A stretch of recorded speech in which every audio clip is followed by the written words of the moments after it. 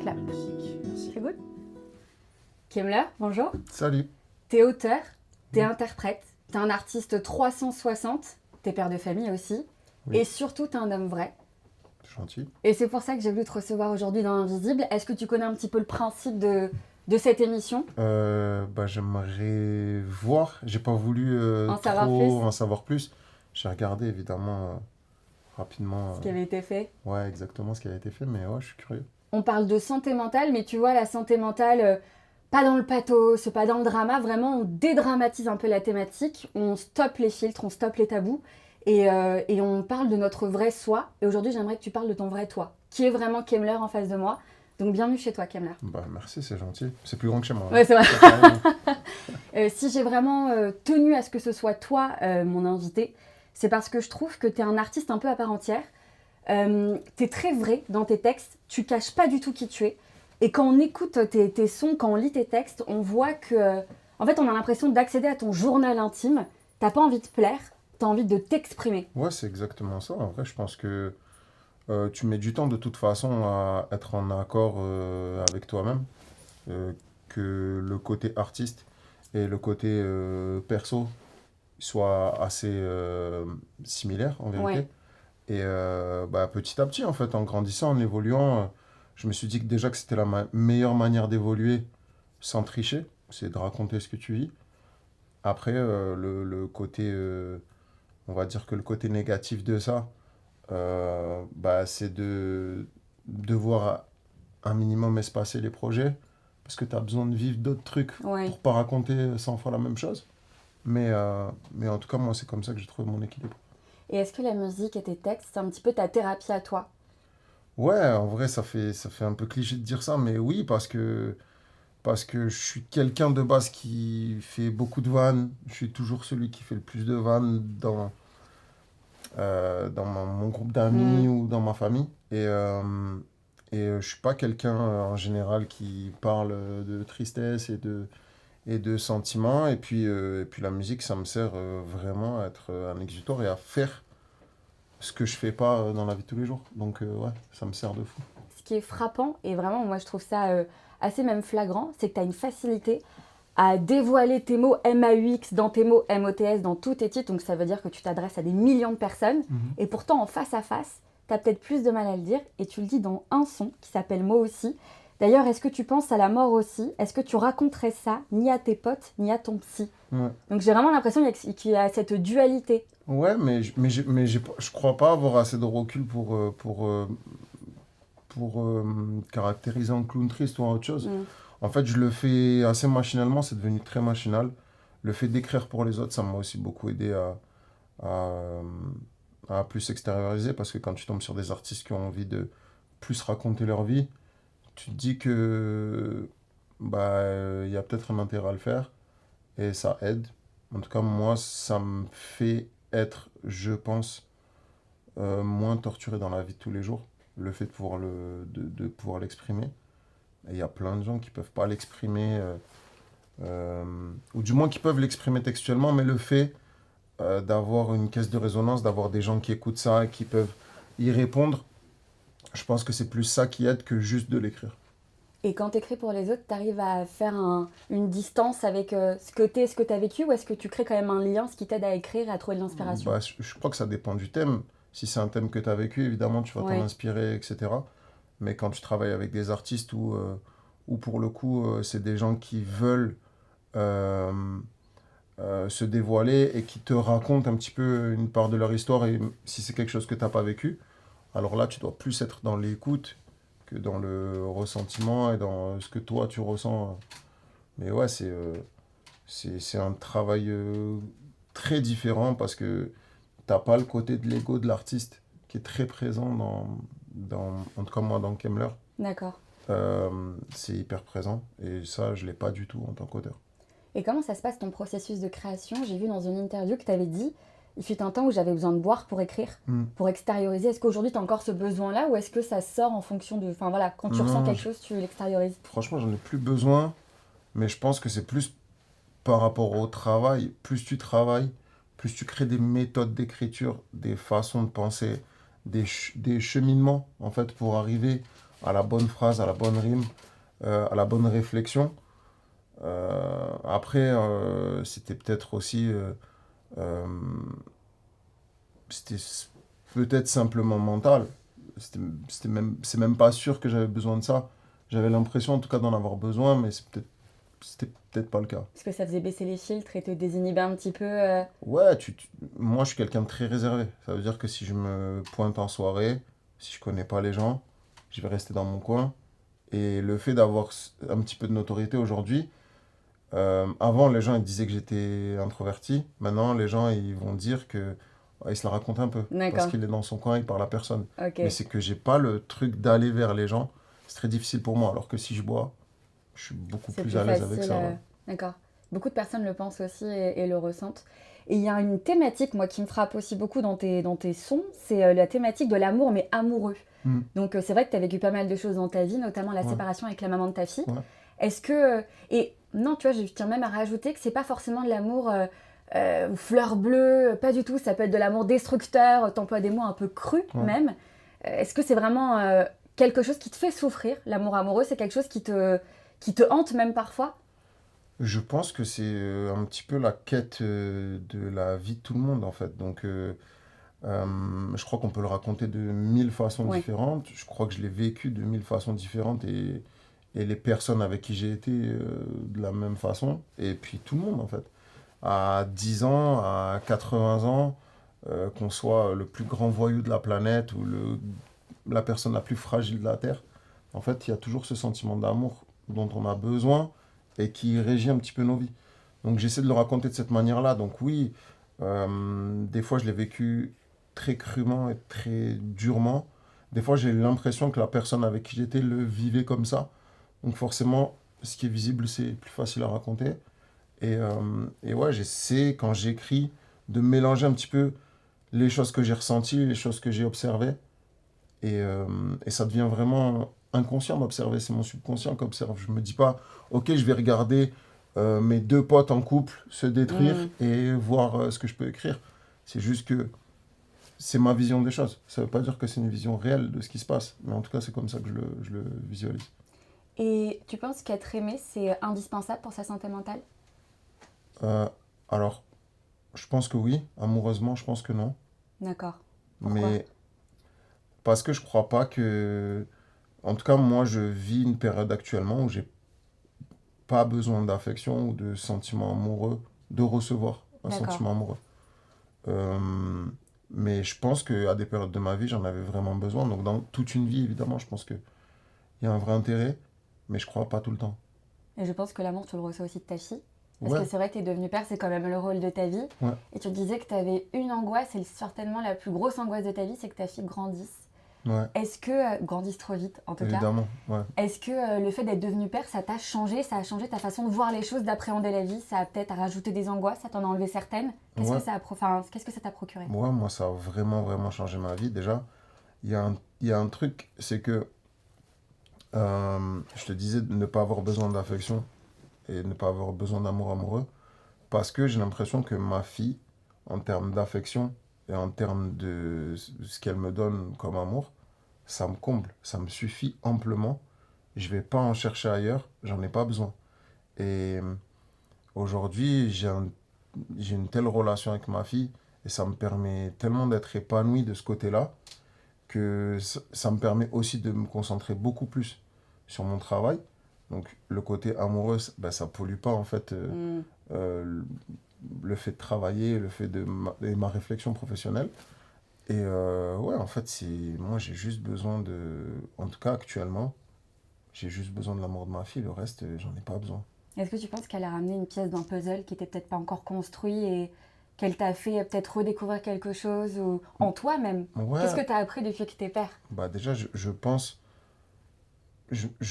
avoir découvert l'amour parce que je pensais le connaître, mais cet amour inconditionnel, il m'a bouleversé, il a changé ma vie. Et au départ, il change ta vie parce que c'est toi qui donnes de l'amour à ton enfant qui a 6 mois, allez, 1 an maximum. Il a besoin de toi, cet enfant Il a bébé. besoin de toi et aussi, il y a ce sentiment de c'est toi qui donnes de l'amour. C'est pas un amour réciproque. C'est-à-dire que l'enfant, en tout cas, nous, en tant que père, c'est pas pareil qu'une mère qui a porté l'enfant, et les gestes maternels sont presque automatiques. D'accord. En tant que père, moi, en tout cas, j'ai appris, quoi. Il fallait apprendre. C'est comme on te met dans un nouveau taf, t'as aucune qualification. Et Débrouille-toi, ouais. quoi. Ouais, d'accord. Et tu sais, Ouais, ouais. t'observes, tu regardes, tu sais pas trop, t'as un petit peu peur de faire les mauvais gestes, etc. Et puis après, plus ma fille a grandi, quand le sentiment d'amour il a été réciproque, là, ça a bouleversé ma vie. Vraiment, ça a été un changement fou, en fait. Et, euh, et à partir de là, ouais, j'ai plus besoin de chercher de l'amour ailleurs. T'aimerais avoir d'autres enfants? Pas dans l'immédiat, mais je me l'interdis pas, mais en tout cas, c'est pas du tout quelque chose qui est dans mes pensées. Et puis, je sais pas, ma fille elle me suffit tellement actuellement, c'est difficile pour moi de me dire je, je veux un autre enfant. Je te disais tout à l'heure, tu avais traversé pas mal de choses dans ta vie, Ouais. plus ou moins faciles. Il y a quelques... c'était en mai dernier, donc il y a bientôt un an. Tu as sorti un album qui s'appelle Ouais. Alain, Ouais. le prénom de ton papa. Ouais. Ton papa qui est parti il y a quelques semaines maintenant. Quelle était ta relation avec lui? On était très très proches. Mon père, il- en fait, ce qui a été très difficile en vérité, c'est que euh, pendant 35 ans dans ma vie, j'ai pris des décisions, enfin 34 ans, j'ai pris des décisions avec l'aide de mon père. Et du jour au lendemain, bah, j'ai dû les prendre moi tout seul. Donc ça a été hyper difficile. Je crois pas avoir fait le deuil encore. Euh, c'est assez difficile, j'y pense beaucoup. Je rêve beaucoup de ça. Donc ouais, c'est un peu dur. Tu avais une relation un peu fusionnelle, Ouais. fusionnelle avec lui? Pardon. Alors franchement, il n'y a aucun problème. Je te dis ici, tu es chez toi, hein. Donc tu peux t'exprimer. Est-ce que tu veux un mouchoir? Ouais, je veux bien. Qu'on apporte un mouchoir à Kemmler, s'il vous plaît. Très important. Et d'ailleurs, tu vois, tes larmes, elles sont hyper révélatrices puisque j'ai écouté le nouveau titre Merci. que tu as sorti il y a très peu de temps, qui s'appelle Veille de rentrée. Ouais. Et justement, tu parles de ces larmes, je vais relever certaines paroles. Je pense à mon père, je sais plus comment faire, mes pensées se mélangent, je fais des grands gestes et je m'énerve sur tout le monde. Je fais ça pour oublier que je vais mal, que papa s'en est allé. Ouais. Et je trouve en fait que ces mots-là, ils sont hyper puissants parce qu'ils parlent à énormément de monde. Tu vois, autour de moi aussi, j'ai plein de personnes qui ont perdu un père ou une mère. Et c'est difficile et je pense que c'est une épreuve de la vie qui est... Ouais, je pense que tout le monde le vit d'une manière plus ou moins différente. Je le ressens notamment avec ma mère parce que c'est hyper difficile parce que moi j'ai besoin de pas en parler, j'ai besoin de vivre d'autres trucs pour essayer de mettre un peu ça de côté, notamment le fait d'être tout le temps dans le travail et de bosser, ça m'aide beaucoup. Et ma mère, elle a besoin d'en parler tout le temps. D'accord. Donc comme on se parle beaucoup avec ma mère, et je sais qu'elle le vit plus mal que moi parce que quand tu as vécu 43 ans avec une personne et que les 2 dernières années de sa vie, tu les as utilisées pour vraiment C'est t'occuper de consacré à lui, lui, ouais. d'un seul coup, en fait, tu sais plus quoi faire. Tu te dis, ok, je suis là, pourquoi? Donc ça a été hyper difficile et c'est toujours difficile. Ma mère, elle m'en parle ouais, tous les jours, quoi. Et comment ça se passe la reconstruction? Euh, Si c'est pas trop intime, hein, c'est une question non, qui est intime. franchement, j'apprends, quoi. Je sais pas trop. Il y a des jours où ça hante tes pensées. Il y a des jours où tu arrives un petit peu à faire abstraction. Et tout devient une culpabilité. Ça veut dire que le fait de rire, ça devient une culpabilité. Le fait de passer un bon moment, ça devient une culpabilité. Mais c'est trop bizarre parce que moi, j'ai mon père qui a passé 2 ans enfin, qui a passé 2 ans de maladie et 2 mois dans le coma. Et les 2 mois dans le coma, j'ai l'impression que je m'étais préparé à ce qu'il parte. Et après, il est revenu et puis on est rentré à Marseille. Euh, et, euh, et du coup, il a refait partie du quotidien de manière très normale et tout. Puis après, le fait qu'il parte là, ça a été Mais un deuxième coup de ouais, Mathieu. de fou. Franchement, très difficile. T'as des frères et sœurs? Moi, j'ai un grand frère. Vous arrivez un peu à vous soutenir dans des périodes comme Ouais, ça? on est très proches. J'ai un grand frère qui a 7 ans de plus que moi. Après, il a une relation très particulière avec avec la mort, parce que plus jeune, on a perdu ma grande sœur. D'accord. Et du coup, lui, il était plus âgé que moi, beaucoup plus âgé que moi, donc il a vécu très, Ça très... fait revenir des souvenirs ouais, je pense que c'est difficile pour lui, donc c'est vrai que j'ai un peu pris le lead euh, de la famille quand un mon peu père est un tombé peu. malade, ouais. Et est-ce que c'est pas difficile mentalement de se dire je suis un peu entre guillemets un socle, même s'il y a ta mère, il y a ton grand frère, Hmm. j'ai une fille à m'occuper, je sais que bah, mine de rien je dois aussi ramener de l'argent, j'ai mes textes, le métier Ouais. d'artiste c'est difficile.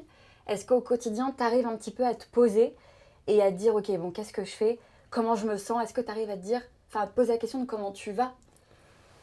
Après, ouais, pas tant, en fait, parce que ça, tout ça, ça s'est fait naturellement, tu vois, c'est pas un truc où tu dis, ok, qu'est-ce que je dois faire? En fait, tu le fais parce que Tu c'est t'adaptes. comme ça, et puis je pense que la personnalité de chacun, elle est importante, tu vois. Moi, j'ai toujours été leader dans ma vie, peu importe que ce soit euh, dans la vie perso comme dans la vie pro. Donc, en fait, ça s'est fait très logiquement. Et puis, on est très similaires avec mon père.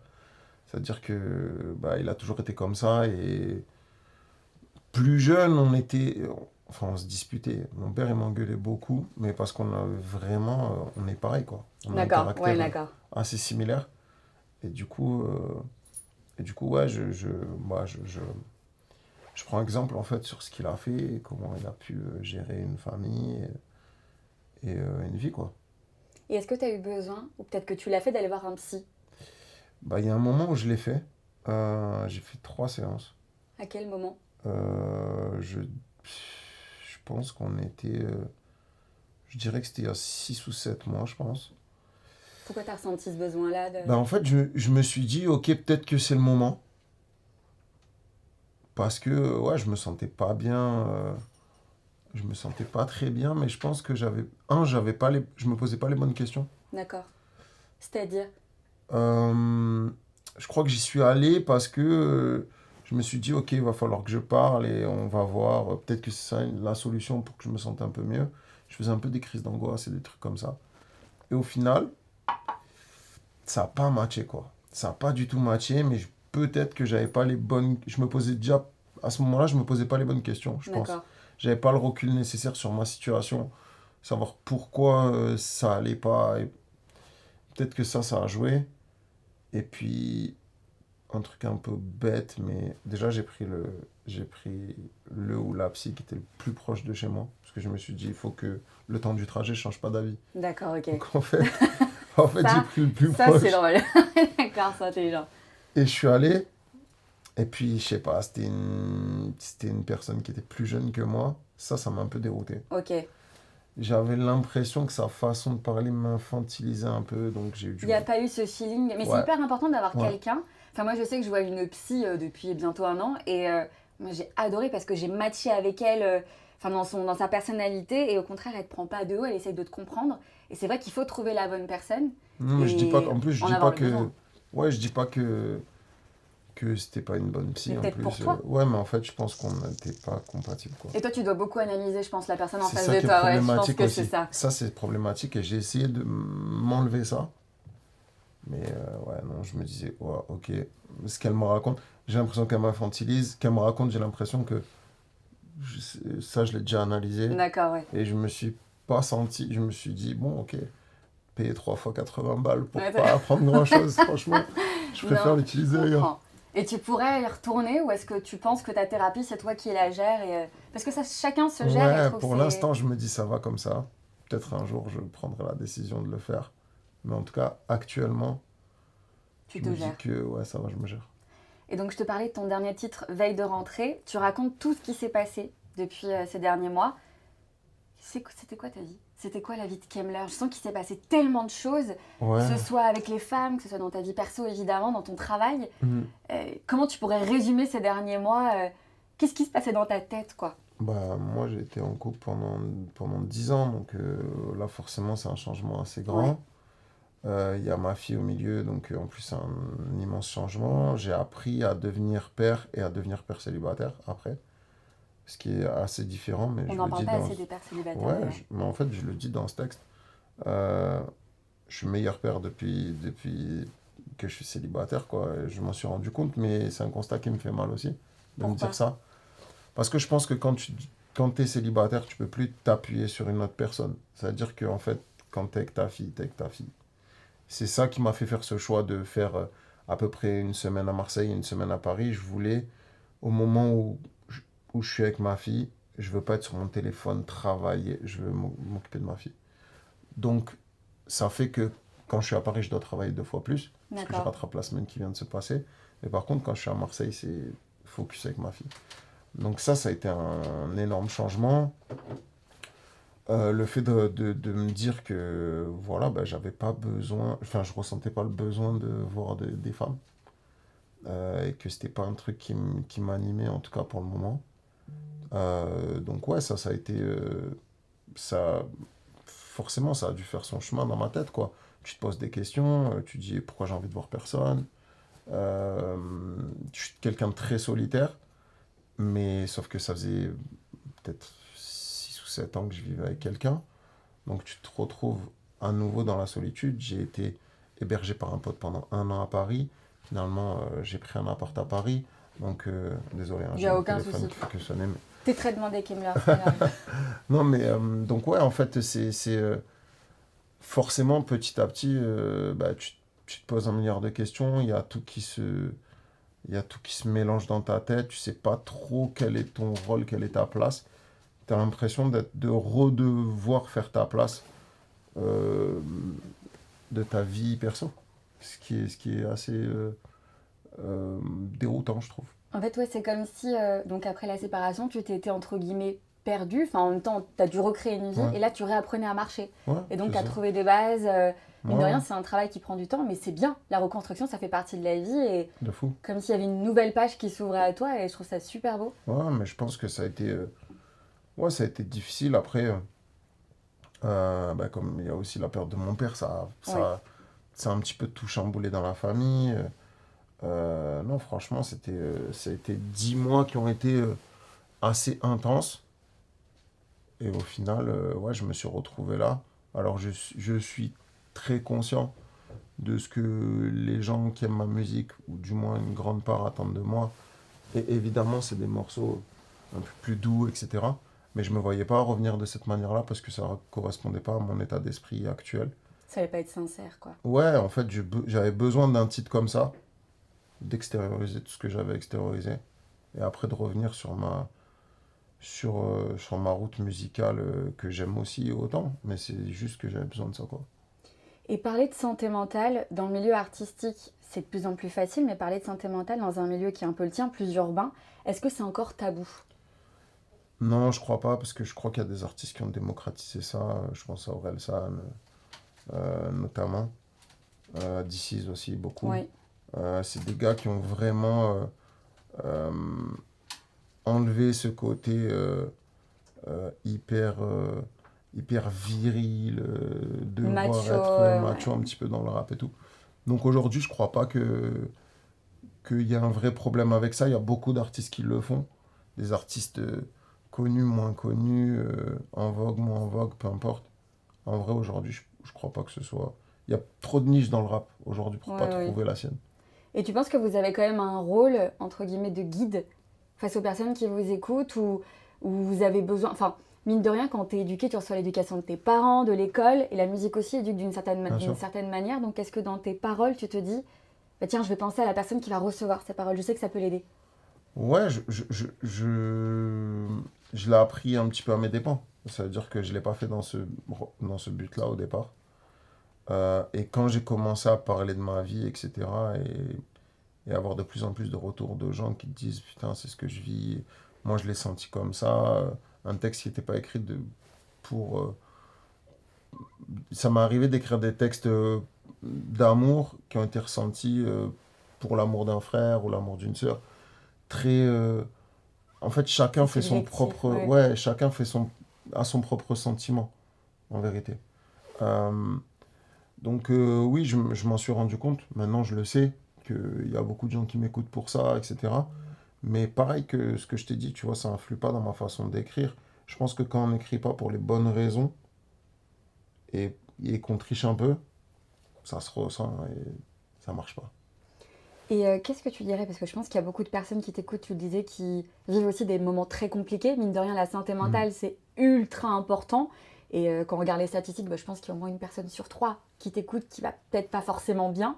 Qu'est-ce que tu leur dirais maintenant?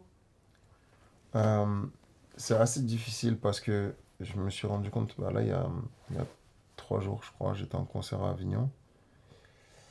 Et pendant que je chantais, j'étais assez focus et j'étais pas malheureux, quoi.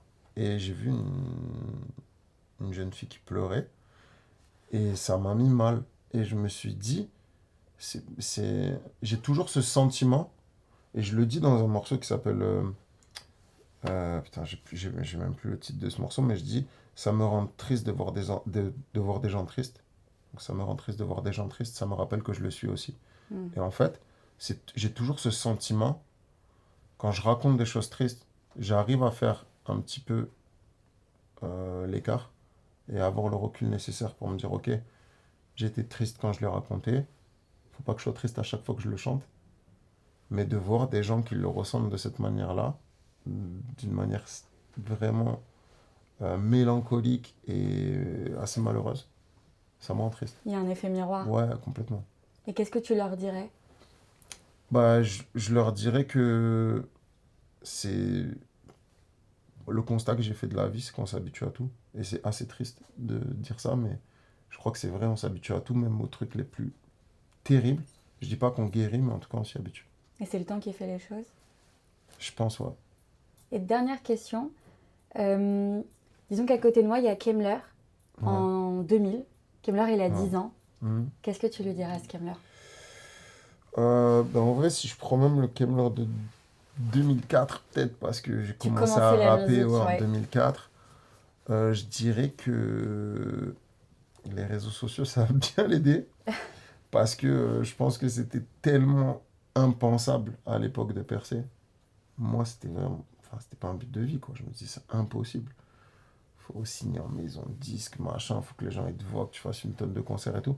Et puis nous, en plus, dans notre ville, on faisait une tonne de concerts. Et il y avait d'autres groupes, d'autres artistes, etc., qui étaient beaucoup plus en avance sur nous, quoi. Donc, je me dirais que franchement, le travail, c'est la clé, quoi. Vraiment, c'est la clé. Je dis ça parce que moi, j'ai commencé en groupe avec un ami à moi qui est toujours un ref qui s'appelle Greg.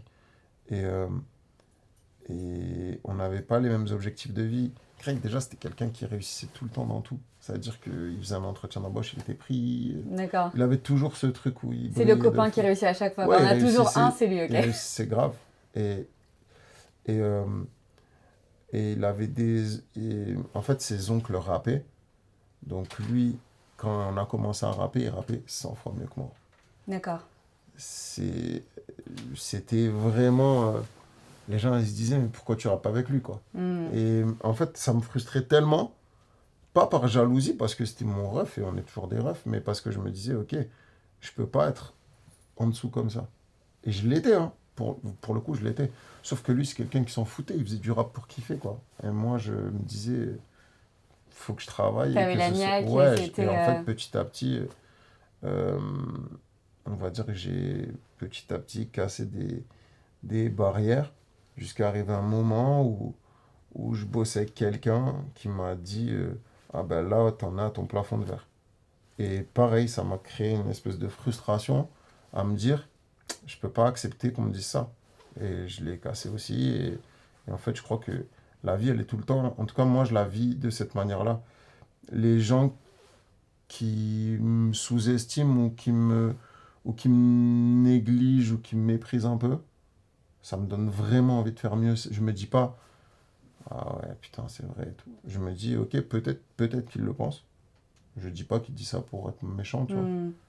Mais je vais faire en sorte qu'il le pense plus. Donc tu dirais à Kemmler, baisse pas les bras, les écoute pas, Ouais, quoi. bagarre-toi. Et qu'est-ce que je peux te souhaiter?